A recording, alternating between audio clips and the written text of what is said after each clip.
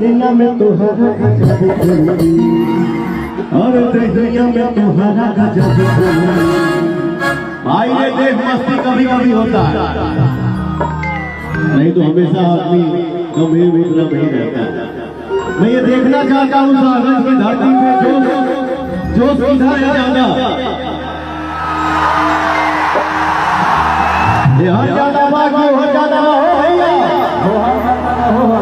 तो आप लोग अभी ताली नहीं बजाएंगे, खाली आप लोग बजाएंगे। हर बड़ा चलता